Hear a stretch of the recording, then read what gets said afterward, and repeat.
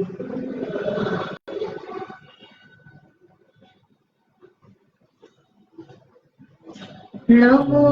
अरिहन्ताणं नमो सिन्धाणं नमो आयर्याणं नमो वज्रायाणं नमो लोये सवसागुणं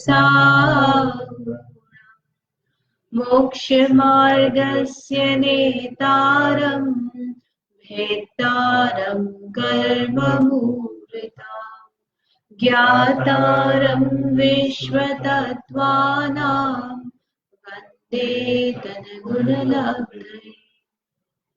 तत्वार सूत्र ग्रंथ आचार्य उमास्वामी द्वारा रचित है। इसमें 5वां अध्याय चल रहा है। 10 अध्याय में किसका वर्णन है? 7 तत्व का वर्णन है। सूत्र कितने हैं?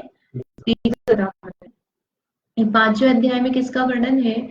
तो अजीव द्रव्यों का वर्णन है। 4 अध्याय तक जीव द्रव्य का वर्णन किया। अब 5वें से जो अजीव द्रव्य है उनका वर्णन करें। तो उसमें सबसे पहले अस्थिकाय बताया था कि 5 अस्थिकाय होते हैं। तो 5 अस्थिकाय में जीव तो है ही सही, तो जीव को छोड़ करके 4 द्रव्य गिनाए थे अस्थिकाय में। अजीव काया इस तरह से शब्द का प्रयोग किया था। तो धर्म, अधर्म, आकाश और पुद्गल ये अजीव काय है। अजीव काय अर्थात ये बहुप्रदेशी है, अस्थिकाय है, और जीव भी अस्थिकाय है और काल अस्थिकाय नहीं है। तो इसे 5 अस्थिकाय बताए। फिर उसमें 6 द्रव्य है, उनमें से सामान्य से स्वरूप बताए। जीव, पुद्गल, धर्म, अधर्म, आकाश, इन चारों का स्वरूप बताया कि कौन किसमें क्या क्या निमित्त है। अब उसके बाद में विशेषता बता रहे हैं उनके बारे में कि जैसे आकाश द्रव्य कितना है ना, पुद्गल कैसा है, उसमें क्या क्या गुण पाए जाते हैं। तो आकाश, धर्म, अधर्म ये तीनों द्रव्य कितने हैं? एक एक है, संख्या में एक एक है ना। उनका वो क्षेत्र कितना घेरते हैं वो अलग बात है, लेकिन पूरे विश्व में उनकी क्वांटिटी कितनी है? तो एक ही धर्म द्रव्य है, एक ही अधर्म द्रव्य है और एक ही आकाश द्रव्य है।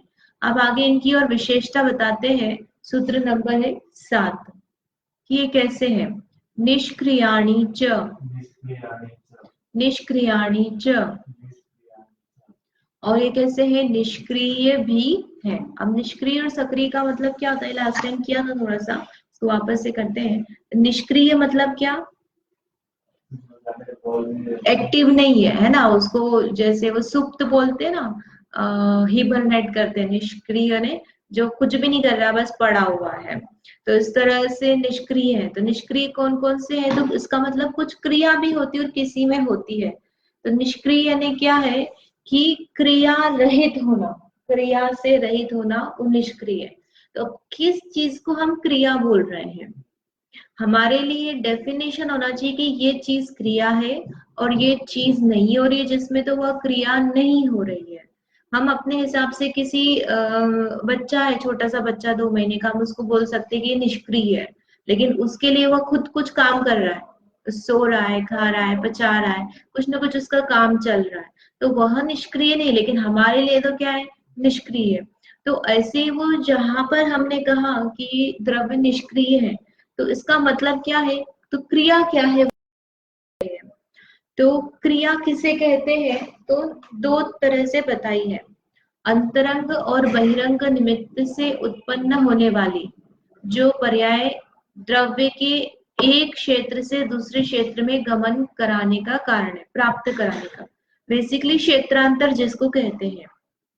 क्षेत्रांतर यानी क्या हुआ कि एक प्रदेश से आकाश के दूसरे प्रदेश में गमन करना, गमन कर रहा है तो ठहरना, ऐसी कुछ ना कुछ उसमें क्रिया पाई जा रही है। तो ऐसे 2 कारण है, अंतरंग और बहिरंग निमित्त। बहिरंग निमित्त कैसा कि मैंने जैसे इस पेन को यहाँ से यहाँ उठाया, तो मैंने उठाया इसलिए यहाँ से यहाँ शिफ्ट हुआ, लेकिन है ना, ये बहिरंग निमित्त हुआ। और अंतरंग क्या बोलेंगे कि इस पेंसिल में यदि योग्यता नहीं होती तो यहाँ से यहाँ उठाकर रख सकते थे क्या हम? उसमें स्वयं में अंतरंग निमित्त है, उसकी शक्ति होगी तो ही हम उसमें क्रिया कर सकते ना। तो ऐसे अंतरंग और बहिरंग दोनों निमित्त से मिलकर के उसका क्षेत्रांतर आदि होना, तो वह क्रिया कहलाती है, और वह जिसमें नहीं होती है वह क्या होता है, निष्क्रिय होता है। समझ में आया?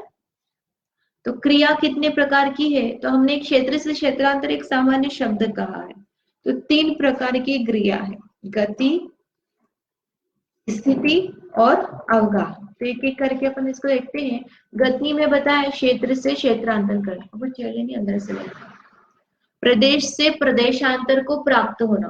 प्रदेशांतर यानी जिस पर्टिकुलर, जैसे 15वें नंबर के प्रदेश पर वो पदार्थ था, तो उस पदार्थ से हट करके वह कौन से नंबर पे चला गया, 20 नंबर पर चला गया, 25 नंबर पे चला गया, तो प्रदेश से प्रदेशांतर हो गया उसका, तो उसे गति कहा है। और वहीं रहकर उसमें कुछ कार्य हो रहा है तो वो गति नहीं कहलाएगा।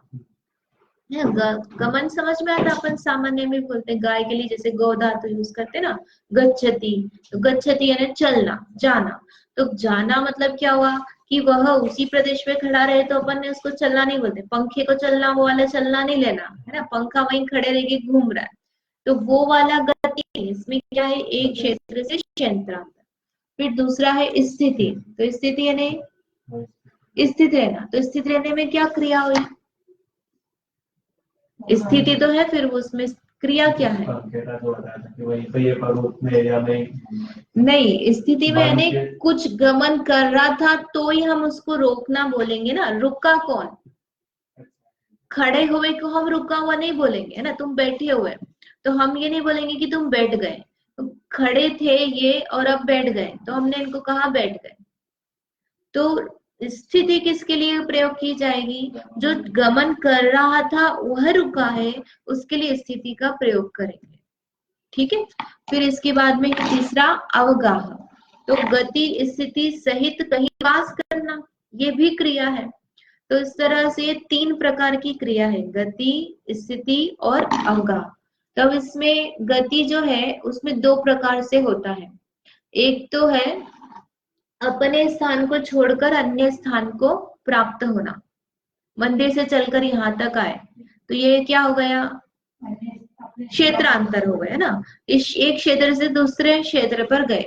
और दूसरा है प्रदेश चलन, इसको कहा स्थान चलन, स्थान से स्थानांतरित हुए है ना। अपनी जेब में 100 रुपए का नोट रखा हुआ था और चोर ने चोरी कर लिया, अब क्या हुआ, उसका स्थान चलन हुआ। हमारे तो स्वामित्व था इसलिए हम दुखी हुए कि अरे मेरा 100 का नोट चला गया, लेकिन वास्तव में उस पदार्थ का क्या हुआ है, क्षेत्रांतर हुआ कि नहीं हुआ। लेकिन हम क्या मानते हैं कि मेरा नोट है तो वो चला गया, तो हम दुखी होते हैं। वास्तव में तो पदार्थों का परिणमन कैसा चल रहा है, इसी प्रकार से चल रहा है, हम उसे देखते ही नहीं उस दृष्टि से। तो स्थान चलन, एक क्षेत्र से दूसरे क्षेत्र पर जाना। फिर दूसरा है प्रदेश चलन, तो प्रदेश चलन में क्या हुआ कि वो क्षेत्र से क्षेत्रांतरित नहीं हुआ,